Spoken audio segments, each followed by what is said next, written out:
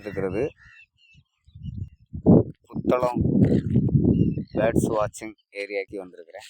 நல்ல ஒரு அருமையான இடம், நிறைய பறவைகள் வாழ்விடமாக இருக்குது. இந்த இடத்துல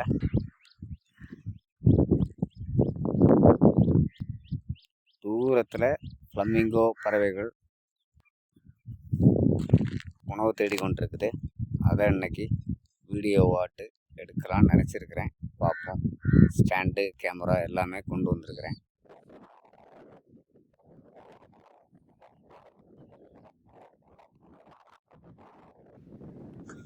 இந்த வீடியோவை என்னிடம் இருக்கும் நிக்கான் D7500 இந்த கேமராவில் தான் பதிவு செய்திருந்தேன். மற்றும் எனக்கு கிட்ட 70 மில்லிமீட்டர் இருந்து ஆரம்பிக்கும் 300ல் முடியக்கூடிய ஜூம் லென்ஸ் இருந்துச்சு. அதை உபயோகப்படுத்தி வீடியோவை நான் எடுத்திருந்தேன்.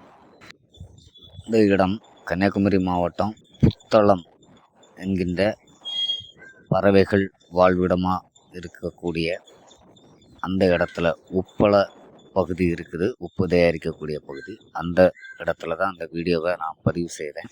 ஃப்ளமிங்கோ பறவை வீடியோ பதிவு செய்த இடத்துல இருந்து கிட்டத்தட்ட 600 அடிக்கும் தூரத்தில் தான் இந்த பறவைகளும் இந்த ஃப்ளமிங்கோ பறவையும் இருந்துச்சு. என்னிடம் இருந்த நிக்கான் D7500 என்ற கேமராவையும் என்னிடமிருந்த 300 வரைக்கும் ஜூம் ஆகும் லென்ஸையும் உபயோகப்படுத்தி இந்த வீடியோவை ஃபுல் மோடில் எடுத்திருந்தேன். இந்த வீடியோவில் கேமராவில் நான் எந்த மாதிரி செட்டிங்ஸை செஞ்சு மேனுவல் மோடில் எடுத்திருந்தேங்கிறத தான் சொல்கிறேன். இதற்கு முன்னாடி நான் இந்த இடத்துக்கு வந்து கையில் வச்சு வீடியோ எடுத்திருந்தேன். ரொம்ப ஷேக்காகி வீடியோ எனக்கு நல்லா வரல. அதனால் இன்னைக்கு ஸ்டாண்டு கொண்டு வந்து ஸ்டாண்டில் இந்த கேமராவை ஃபிட் பண்ணி எடுத்த வீடியோ இது. ஆனால் நல்ல பலமான காற்று அடித்து கொண்டு இருந்துச்சு. ஆனால் பறவைகள் அசையாமல் அப்படியே நின்றுச்சு.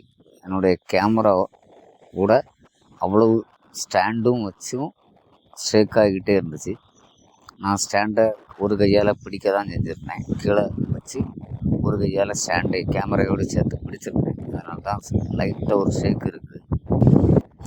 அதே போல் கேமராவில் பெல்ட்டு மாட்டிருந்தேன். அந்த பெல்ட்டு காற்றுல அசைஞ்சு இந்த வீடியோ கேமராவினுடைய வீடியோ பதிவை எனக்கு டிஸ்டர்ப் செஞ்ச மாதிரி எனக்கு தெரியுது. இந்த கேமராவினுடைய செட்டிங்கை சொல்கிறேன். நல்ல மிகுந்த வெயில் இருந்துச்சு, நல்ல ஒரு லைட்டிங் இருந்துச்சு. தண்ணிக்குள்ளே இந்த ஒளி, சூரியனுடைய ஒளி அடித்து பவுன்ஸ் ஆகி ரொம்ப பிரைட்டிங்காக இருந்துச்சு. நான் இந்த வீடியோ எடுக்கும்போது 11 மணி இருக்கும். ஆனால் இந்த பறவைகள் மேலே சூரியன் நேரடியாக விழக்கூடிய இடத்துல நின்று எடுத்திருந்தேன். இதில் ISO 320 மற்றும் 400 வச்சுருந்தேன். அப்ரோச்சர் துளை எனக்கு 6.3 வரைக்கும் தான் இந்த நான் உபயோகப்படுத்தின லென்ஸில் இருந்துச்சு. இதை விட கம்மியாக இருக்கக்கூடிய லென்ஸாக இருந்தால் இன்னும் கொஞ்சம் கூட பேக்ரவுண்டை எனக்கு ப்ளர் பண்ணி எடுத்துருக்க முடியும். அதே போல் ISOவும் குறைச்சிருக்கலாம். ஆனால் எனக்கு அப்ரோச்சர் அவ்வளவுதான் இருந்துச்சு. 6.3 300 ஜூம் செய்யும்போது. மற்றும் நான் மிக தொலைவில் இருந்தேன். கிட்டத்தட்ட அந்த பறவையை விட்டு 500 அடிக்கும் மேலாக நான் பின்னாடி இருந்தேன். வெளியே இருந்ததுனால எனக்கு பேக்ரவுண்டும் சேர்ந்து கிடைக்கிற மாதிரி இந்த வீடியோவில் கிடச்சிச்சு. ஷட்டர் ஸ்பீடு 2500 முதல் 3500 வரை உபயோகப்படுத்தினேன்.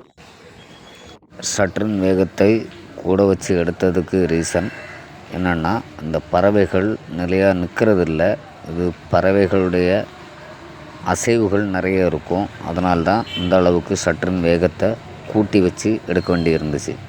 அதே போல் focus point, auto focus, continue mode on பண்ணி வச்சுருந்தேன்.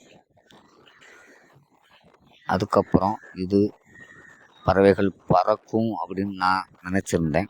அதனால் ட்ராக்கிங் ஆப்ஷன் கேமராவில் இருக்குது, அதையும் ஆன் பண்ணியிருந்தேன். கெல்வின் மோட் மேனுவலில் 5800 வச்சு எடுத்திருந்தேன்.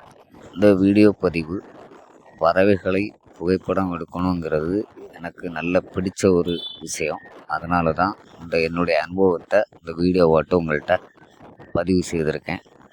உங்களுக்கு இந்த வீடியோ பிடிச்சிருந்து பயனுள்ளதாக இருந்தால் எனக்கு என்னுடைய யூடியூப் பக்கத்தை சப்ஸ்கிரைப் செய்து வச்சுக்கிடுங்க. என்னுடைய அனுபவத்தை உங்களிடம் பகிர்ந்து கொள்கிறேன்.